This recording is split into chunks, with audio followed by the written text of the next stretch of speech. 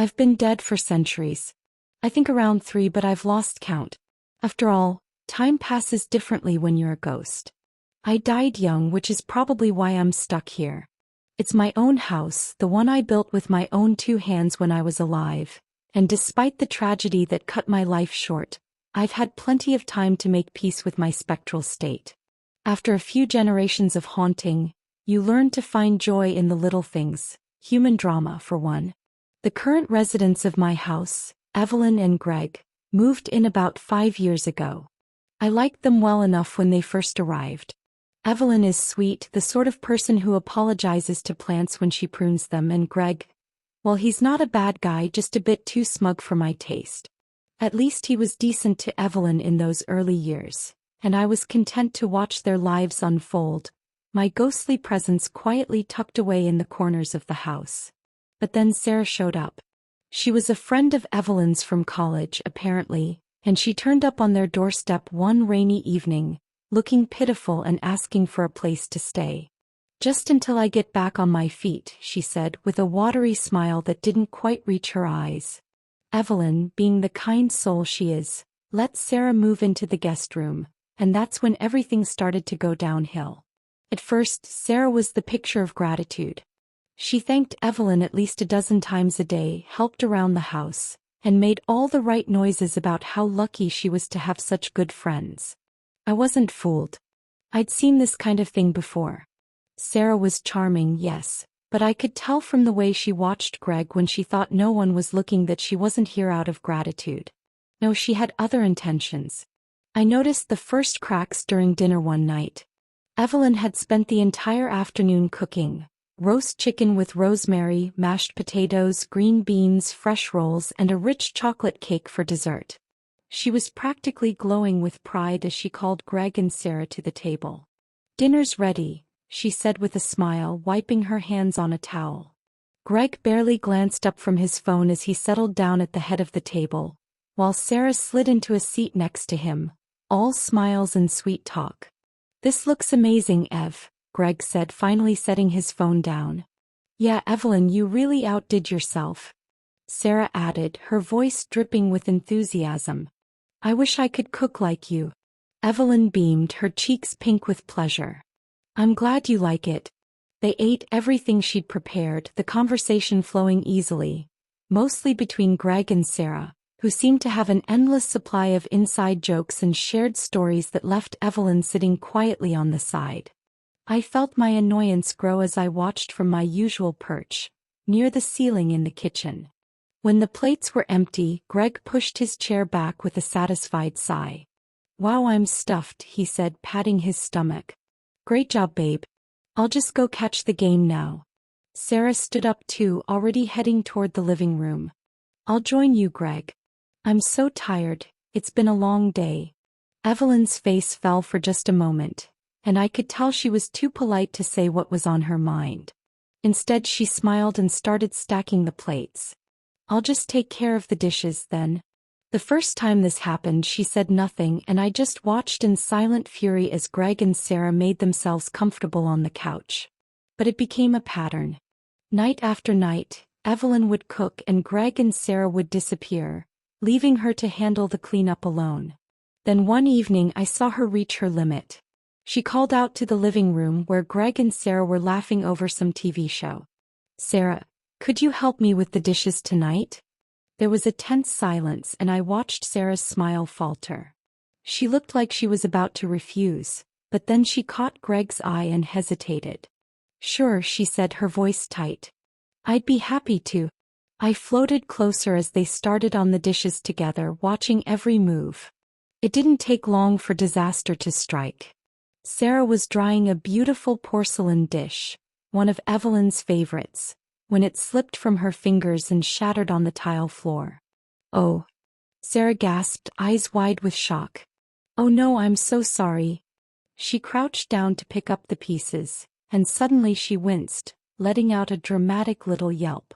"Ow. I think I cut myself." Evelyn's face flushed with frustration, but she held it together. "It's okay, just be careful. I'll handle it." No, I can do it," Sarah insisted, holding up her finger, which now sported a tiny, barely bleeding cut. Her eyes filled with tears and her lip trembled. "I'm so clumsy, Evelyn, I'm so sorry. I didn't mean to break it." It was pathetic, honestly. I was almost impressed at her performance. Almost. Just then Greg stormed back into the kitchen. He looked from the broken dish to Sarah's tearful face, and then to Evelyn's pinched expression. "What the hell happened?" "She just dropped a dish," Evelyn said tightly, trying to keep calm. "And cut her finger. It's not a big deal, Not a big deal?" Greg's voice rose with outrage. He grabbed Sarah's hand, inspecting the barely there cut with an intensity that made me roll my eyes. "She's bleeding, Evelyn. Why would you make her do dishes when she's clearly exhausted? She's been through a lot." Evelyn's mouth opened then closed. Her eyes filled with hurt and she looked down at the shattered porcelain on the floor. I just thought she could help a little," she said softly, her voice barely audible. Sarah let out a pitiful sniffle, clinging to Greg's arm like she'd been mortally wounded. "I'm so sorry, Evelyn," she whispered, the perfect picture of remorse. Greg's face hardened. "Unbelievable," he muttered, leading Sarah out of the kitchen. "Come on, Sarah, let's get you cleaned up. You don't need to deal with this right now." And just like that, they were gone, leaving Evelyn standing alone in the middle of the kitchen, shattered porcelain at her feet. I watched her shoulders slump as she stared at the broken pieces, tears slipping down her cheeks. She was breaking little by little and I was powerless to help her. Evelyn wasn't the same after that night. She didn't smile as easily, and the warmth in her voice was slowly replaced by a flat, empty politeness. Greg and Sarah, oblivious as always, continued their cozy evenings on the couch, the gap between them and Evelyn widening with every passing day. I watched Evelyn push through, her spirit slowly crumbling under the weight of their betrayal, her resentment simmering just beneath the surface. It was only a matter of time before the worst happened. One afternoon, when Evelyn had gone out to pick up groceries, I caught Greg and Sarah in the kitchen, too close for comfort. Greg's hand brushed Sarah's as they talked in low voices, their laughter intimate in a way that made my non-existent stomach churn. I wasn't surprised. I'd seen them exchange looks, heard their murmured conversations behind Evelyn's back. But this was too far. "Do you ever regret it?" Sarah asked, her voice barely more than a whisper. She leaned against the counter, her fingers trailing along Greg's arm. "Regret what?" Greg asked, his voice playful. "Marrying her," Sarah said bluntly, glancing toward the door like she expected Evelyn to walk in at any moment. Greg's smile wavered, and for a second he looked genuinely conflicted. Then he shrugged, a lazy, careless movement that made my phantom blood boil. "She's a good person," he said slowly, "but I don't know. It's not like it used to be." Sarah's lips curled into a knowing smile. "I get it. She's always so busy, always running around trying to take care of everything. It must be exhausting living with someone who never has time for you." Greg didn't answer, but the look in his eyes said enough. I watched Sarah inch closer, her voice dropping to a sultry whisper. "But you're not alone, Greg. I'm here for you." They kissed. Right there in the kitchen, where Evelyn spent every evening making dinner for them, oblivious to the betrayal happening in her own home. I wanted to throw something, to scream, to break every dish in the house. But I was a ghost, bound to watch helplessly as Evelyn's life unraveled. The affair continued, escalating from stolen kisses to whispered promises behind Evelyn's back. I tried to send her warnings. I moved objects around the house, made lights flicker, even managed to make the radio turn on by itself a few times. She noticed, but she didn't understand. How could she? She was so wrapped up in trying to keep her marriage together that she didn't see the obvious signs. Until the day everything came crashing down. It happened when Evelyn was about 6 months pregnant. Yes, she was pregnant. She had found out a few weeks after that awful dinner and she was overjoyed. Greg, to his credit, seemed genuinely pleased at first, talking about nursery plans and baby names. But Sarah's presence was a shadow over every conversation, and I could tell Evelyn felt it, even if she never said a word.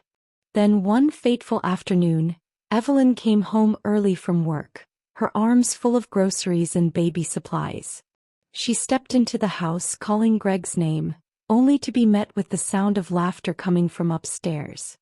Her face went pale as she dropped the bags in the hallway, and I hovered close, my own anxiety mingling with hers. "Greg," she called out, her voice wavering. There was no answer, just more muffled giggles. Evelyn's eyes darkened and she moved quietly up the stairs. I followed, not wanting to miss what I knew was coming. She pushed open the bedroom door and there they were, Greg and Sarah, tangled together in a way that left no room for doubt. For a second there was nothing but silence. Then all at once everything exploded. "What the hell are you doing?" Evelyn's scream shook the house, and I swear the walls trembled with my own fury. Greg scrambled off the bed, his face a mask of panic. "Ev, it's not what it looks like." "Not what it looks like?" Evelyn's voice was hoarse with rage and betrayal, tears streaming down her face. "How long has this been going on? How could you do this to me? To us?" Sarah, ever the opportunist, tried to play innocent, pulling the sheets around herself as if she were the victim.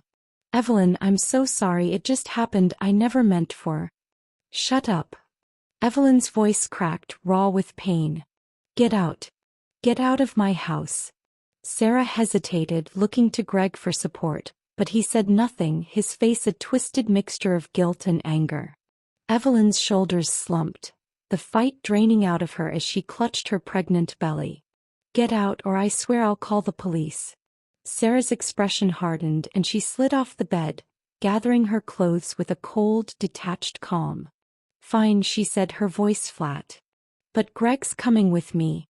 Evelyn's eyes widened, a silent, desperate plea, but Greg's silence spoke louder than any words.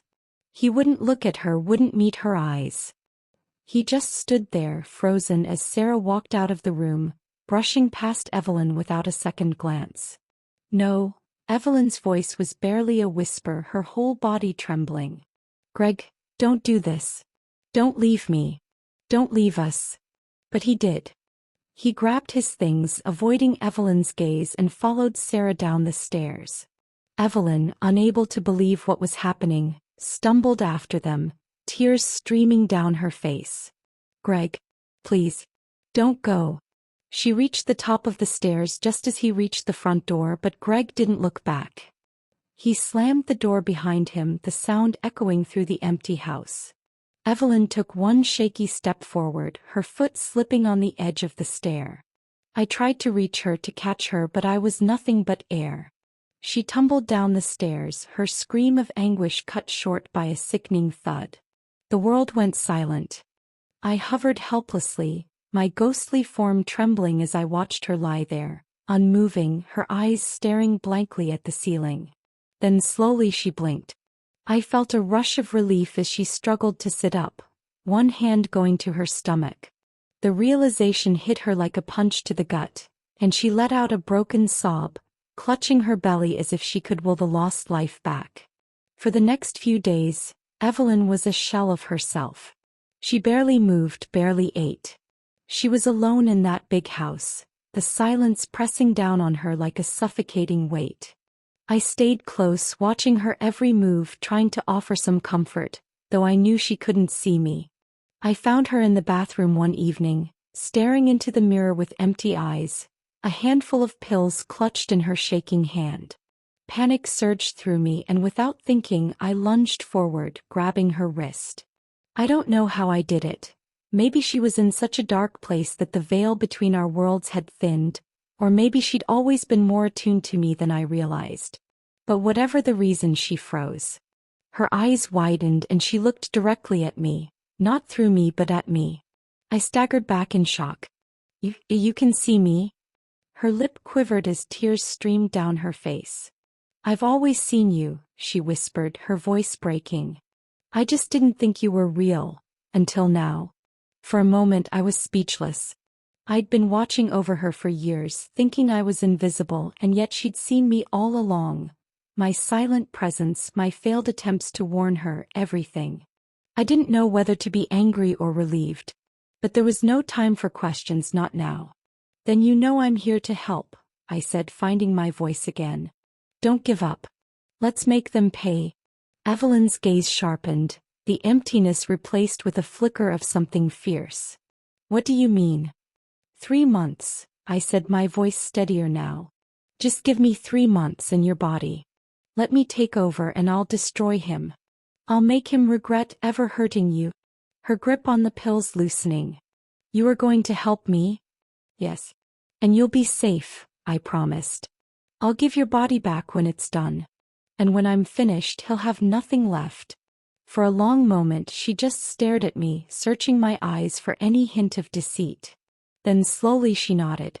"Okay," she whispered, her voice a broken echo of its former strength. "Do it." I didn't waste any time. I slipped inside her, feeling her warmth, her heartbeat, her sorrow merging with my cold, ancient rage. The pact was sealed, and I could feel her consciousness retreating, a silent observer in her own body. I took a deep breath, my first in centuries, and smiled. It was time to play. I took over Evelyn's body, feeling the weight of it settle around me like a heavy, ill-fitting coat. It had been so long since I felt truly alive, and it was strange to have a heartbeat, to feel warmth, to breathe. But there was no time to dwell on the novelty of it. I had a plan and 3 months to carry it out. The first step was winning Greg back. It was easy, really. He was always so predictable, so shallow. All it took was a change in Evelyn's demeanor. I stopped begging for his attention, stopped clinging to the hope that he'd come home one day with apologies and flowers. Instead, I was distant, aloof, smiling at him with a secret he couldn't quite place. It drove him mad. I started dressing differently. Nothing too drastic, just a subtle shift from Evelyn's soft, comfortable clothes to something a bit more polished. I wore colors that brought out the warmth in her eyes, styled her hair in ways that accentuated her natural beauty, and made a point of spending long hours out of the house, returning with a satisfied smile and a vague answer to Greg's questions about where I'd been. He noticed, of course. He watched me, Evelyn, with that same hungry gaze he once reserved for Sarah, now replaced with suspicion and curiosity. I let him wonder. One night, as I sat at the kitchen table with a glass of wine, pretending to go over paperwork, Greg couldn't stand it any longer. He sat down across from me, his eyes flicking over my appearance, noting the way I carried myself, the easy confidence that had replaced Evelyn's earlier desperation. "You've changed," he said slowly, like he was afraid to break whatever spell I was casting. I looked up, tilting my head with a small, amused smile. "I suppose I have," I said lightly, not bothering to explain further. He leaned forward, frustration clear in his eyes. "What happened to you, Evelyn? You're not like you were before." I met his gaze steadily, my smile widening. "People change, Greg. Especially when they realize what's important." He didn't know what to say to that, and I reveled in his confusion, the way he couldn't quite hide the flicker of regret that crossed his face. I stood, brushing past him with a deliberate, gentle touch on his shoulder, a touch that lingered just long enough to make him look after me as I walked away, my back straight and my steps unhurried. The next few weeks were a dance. I played my role perfectly, shifting from cold to warm, from indifferent to attentive, keeping Greg guessing. When I was affectionate, I was subtle. A hand on his arm, a lingering glance, the barest hint of a smile that made him crave more. When I was distant, I made sure it was just enough to make him question himself, to wonder if he was losing me forever. He began to call me more often when he was at work, making excuses to come home early, cooking dinner and waiting for me like he used to in the early days of their relationship. Sarah became a shadow in the background, her presence fading as Greg's attention shifted back to me. She noticed, of course. I made sure of it. One afternoon, when Greg had left to run errands, I found Sarah standing on the front porch, her face a mask of barely contained fury. She didn't bother with pleasantries, shoving her way inside and slamming the door behind her. "What the hell do you think you're doing?" she hissed, her eyes blazing. "You think you can just play house with Greg and I'll go away?" I widened Evelyn's eyes in mock surprise. "Sarah," I said sweetly, "I didn't realize you were still around. Greg hasn't mentioned you in ages." She took a step closer, her face twisting with rage. "Don't play dumb, Evelyn. I know what you're doing. He's been distant, avoiding me, all because of you. Maybe he's just tired of second best," I said coolly, watching her face go pale. I moved past her, heading toward the kitchen, where I knew Greg would come home to find us any minute. I didn't have to look back to know she was following, her footsteps quick and angry behind me. "You think you're so smart," she spat, her voice trembling with barely suppressed fury. "I saw you the other night, the way you look at him, the way you're manipulating him. But I'm not giving up that easily." I turned to face her, my expression softening just enough to make her falter. "Sarah, I'm not doing anything to Greg that he doesn't want. If he's not spending time with you, maybe it's because he's realizing what he's lost." She let out a strangled scream and lunged at me. It was all too easy to step back, a faint smile on my lips, just as Greg walked through the front door. He froze, his eyes widening as he saw Sarah, fists clenched, standing inches away from me. "What's going on here?" he demanded, his voice sharp with confusion. I let my expression crumble into a mask of fear, clutching Evelyn's stomach protectively. "Greg, she tried to hit me." Sarah's face twisted with shock and betrayal. "No, I didn't, Greg, she's lying." But Greg was already moving, stepping between us, his face hardening. "Sarah, I think you should go." "No," she said, her voice breaking. "No, you don't understand." "I understand enough," he said coldly, his gaze never leaving mine. "Get out." Sarah's face crumpled, the anger giving way to devastation. She stood there, trembling, waiting for Greg to change his mind. But he didn't, and finally, with a choked sob, she turned and fled the house. I watched her go, feeling a thrill of satisfaction. But that was only the beginning. I had more in store. As the weeks went by, I became the perfect wife. I was attentive, sweet, just vulnerable enough to make Greg feel needed, and distant enough to keep him on edge. He ate it up, practically falling over himself to make up for his past mistakes, promising me the world as if I were the wounded bird he could nurse back to health. Then I turned the tables. I started planting doubts, small, insidious comments that made him question everything. When Sarah showed up at the door one last time, desperate and furious, I let Greg see me crying, trembling in his arms as if she were stalking us, haunting our every move. He snapped, finally losing that last shred of control. He shoved her hard, and when she fell, clutching her ribs and gasping for breath, I knew I had him. The police came and Greg was led away in handcuffs, shouting that it wasn't his fault, that Sarah had been the problem all along. But no one listened. No one cared. He was gone, locked away, his reputation shattered. I filed for divorce the very next day, citing irreconcilable differences, and the settlement left me, Evelyn, with the house and everything in it. Greg didn't contest. He was too busy defending himself in court, a broken, bitter man with nothing left. 3 months to the day I stood in front of the mirror and said goodbye to Evelyn. She was there, watching me with wide, tear-filled eyes as I relinquished control, slipping back into the shadows where I belonged. She was free, and so was I. Evelyn took back her life, and I lingered, a silent, satisfied presence in the home we now shared. We laughed about Greg sometimes, about how easily he had fallen for my tricks, and she lived her life with a newfound strength, no longer the broken woman she had once been. Me. I was finally content, my restless spirit at peace in a way it had never been before. We were a team, Evelyn and I, and the house was ours. Forever.